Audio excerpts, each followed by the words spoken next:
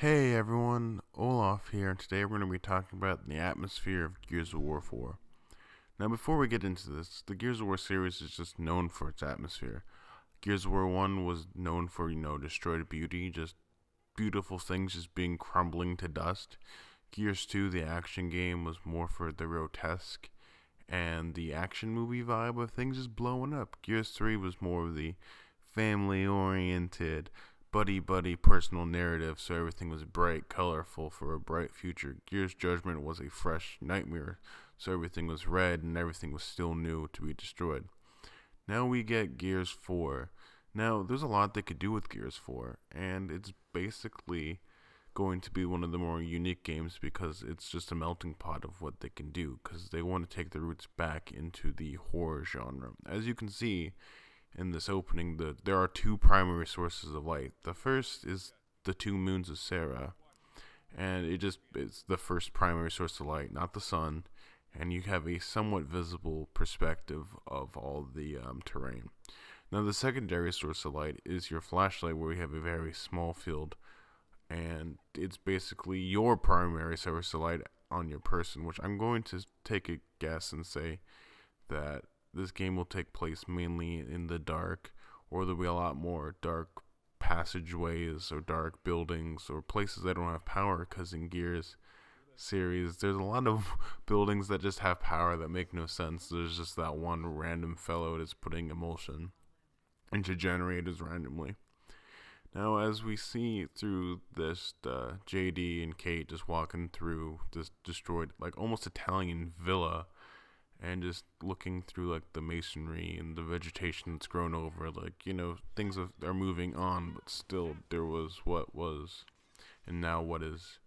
As they're going through basically a manhunt, they are the hunters trying to hunt this creature, which is another primary thing. Hopefully, this plays a bigger aspect of almost like the most dangerous game, of where there's a lot more, hunting type of missions where you are either being chased or you are chasing. And I really like that. The next thing is you can see with the gigantic flaming tornado, for actually the next subject could talk, is this game, hopefully they take the more unearthly feel of it, because in Gears 2 we had the Razor Hail.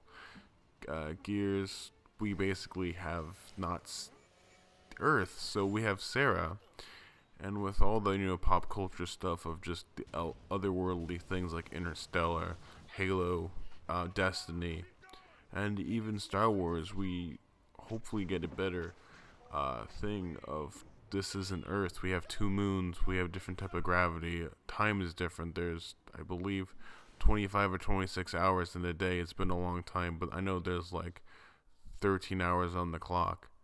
And I really am excited to see what type of atmosphere they're going to have, and seeing how JD did not just get sucked through that frickin' tornado as if it was Twister, because he doesn't have his belt.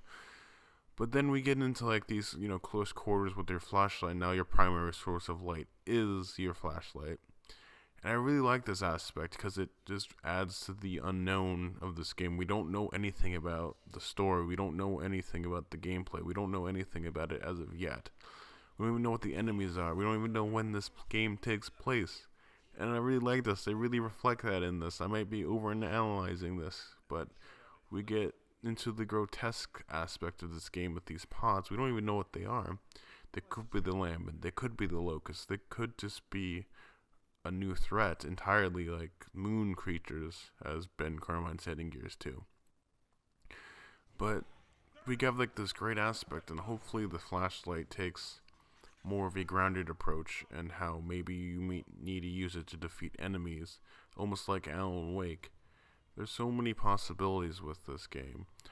And I'm just digging the flashlight just because it's been a running joke, but now that, there could be like levels where those pods are just everywhere, and if you accidentally shoot one, you are in the dark and having to fight pouncers. You're going to have to fight the other, more bipedal humanoid creatures that we're going to see, because every game has to have a bipedal humanoid type of alien to shoot at. But then we get these close quarters, like these hallways, and they're just beautiful. We just see the grotesque. We see the unknown, which I think that's what the atmosphere for Gears of War 4 should be. Is what I'm trying to press at is it should just be the unknown. You shouldn't have all the answers. Because one of the greatest fears of humans is the fear of the dark. It's not actually the dark itself, but the fear of the unknown. Because if you've ever gone on like a dark roller coaster of close your eyes and tried to walk, things seem faster because your senses are trying to compensate for this loss of sight, this loss of smell, this loss of hearing, this loss of taste. I don't know why taste, but so your body is trying to compensate that. So this is what this game should be. It should just be dark. It should be scary. It should be mysterious. You shouldn't have like maps. You shouldn't have waypoints. But then you get creatures like the Pouncer, which totally changed the game because these cute little Cthulhu puppies that shoot organic weaponry. It's going to be amazing. And as we see, they're not a threat to take lightly because again they shoot projectiles and they come in packs. They might even be like mutated wolves of krill shrimp babies. What do you guys think of this game? What do you think of the atmosphere? What do you think it's going to be, like a horror game? Guys, thank you guys for watching this video. I really appreciate it. Like, subscribe, comment, and Olaf is out.